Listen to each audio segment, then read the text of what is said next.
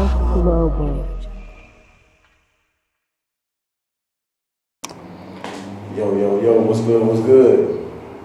What's the deal, my man? You alright? Yes, sir. Now, first of all, I want to say I appreciate you for doing this interview with us. Oh, yeah, man, I appreciate y'all for coming down. Y'all coming down from Dallas, huh? Yes, sir, that's sure. That's what's up, man. Now, shit, recently, you've been all over the media, you know what I'm saying, during this Black Lives Matter movement. It was a viral clip of you defending some ladies. Now, walk us through that story. Walk us through that day.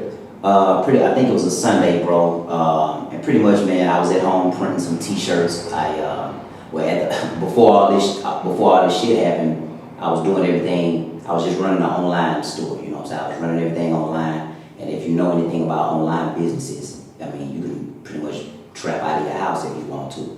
So that's pretty much what I was doing. I had just ended the lease in my Pines Road location here in town. I had a lease at another storefront.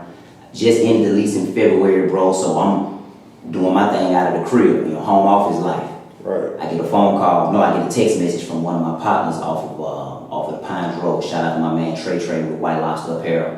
He sent me a text message basically saying that some Confederates, his exact words were, "You see what them white boys down there doing to those peaceful protesters."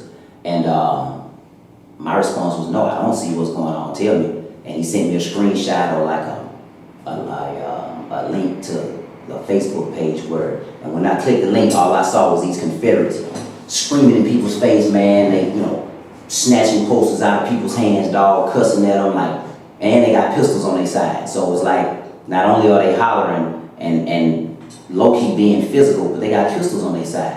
So me and my boy, we was like, he asked me, he was like, "What you want to do?" And I was like, "Shit, we locked and loaded, let's get down there." So I went, picked up my lady from work, and then we went immediately straight downtown. We went downtown, that's when we confronted the peaceful protesters, and then we also confronted the Confederates. They were still here, but by this time they were on the other side of the street. They were still here, but on the other side of the street. Okay. But like I said, they were still there. They damn sure weren't doing all that other shit they were doing before we got there. But yeah, it was. So now, about how many of y'all you think it was that day? All together with the peaceful protesters and the people armed. I'm saying like people. Well, armed all together, probably no more than 5 or 10. Okay. No more than about 5 or 10 guys that actually showed up with rifles or pistols. Okay. Yeah. And the Confederates, when y'all pull up, what was the energy like? Was it? Like I said, you had a few of them over there still, had their cell phones out, like they trying to get, like they trying to record us, a few of them over there, just kind of yelling out things that we couldn't really understand. But it damn sure wasn't any kind of it damn sure wasn't any kind of confrontation. Basically, all that shit that they were doing before, like ripping posters out of hands and 2 feet away from people. Nah, none of that was going on, bro. None of that was going on. Okay. So was it an actual news interview that went viral? That was the second day of the news. Now the second day we came out there, I actually woke up and planned to go out there that day. And what's so dope about Instagram, all of this stuff is still on record. You can still scroll down my IG page and see the first day. And then you would see the second day, and the second day was when the news clip went viral, and that was when I think the news. That was when I was telling them about this is for protection. This is for protection. Did you say sleepers? Sleep is for the rich gun club. Why are you guys out here with guns? Why not? Those guys came on Sunday and they tried to intimidate some innocent women, ladies. Unarmed men. They got one of them right here. They got one of them right there. Just post up right there. Just people right there. We came out here because those guys came out here trying to intimidate those girls, and they thought that they were gonna have it easy. But one phone call was made, and and everybody came down here armed. No bullshit. And Louisiana is a total gun state. Yeah, it's an open carry state. So that's open carry. So that's why we out here. Who came out here this weekend? Who are you talking about? The Confederates. You watch the news, right? What station you with? KTBA. KTB. Oh, y'all ain't keeping up with that? I bet. So anybody that keeps up with the news, you should know what went on this weekend. You should know. Don't start paying attention whenever we respond to stuff. Don't start paying attention whenever we start responding. Hey, big dog, hold on. Don't start paying attention whenever we start responding to stuff. The time to pay attention is not when the oppressed people decide to respond to the oppression. Go ahead, Soldier. You heard me?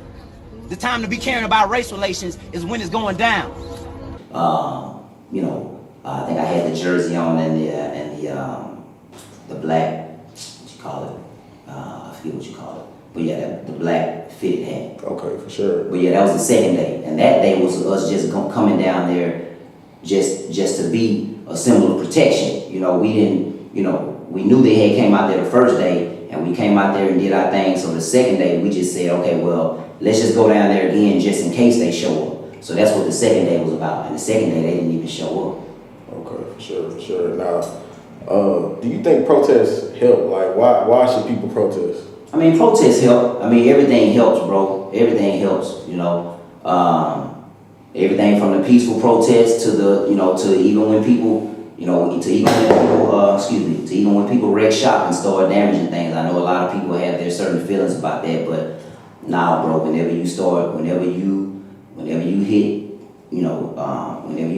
with the money and you start playing with, tourism dollars and shit like that, they hear you. Nah, facts, but I know during a lot of the looting and stuff that went on in Dallas, like a few black businesses was hit too. Yeah, like, what do you think about that? I mean, that's very unfortunate. That's very unfortunate, man. Like I say, the people that are protesting, the people that are doing the looting, they definitely got to do a better job. I don't know if I've never participated in a loot, if that's what you want to call it, in a riot. But the people that are doing it, man, they got to do a way better job of like having some morals and some kind of protocol with that shit, man. Like, if y'all know, okay, major corporations, big billion dollar corporations, as crazy as it may sound, but okay, cool, go to them. You know what I'm saying? Because the way I look at it, somebody might say, oh, that's bullshit, Nicki. Why would you say that? One day you may have $1 billion corp. And guess what? If I have a fucking $1 billion corporation, I'm not gonna care about one store getting looted. I'm gonna care if one of my workers get killed. But if y'all come and break some fucking glass at my $1 billion storefront or my, $1 billion pharmacy store, Walgreens, CVS, multiple CEOs spoke out and said, hey, it's okay. It's okay. We're not tripping about the property, so y'all broke ass can chill out too.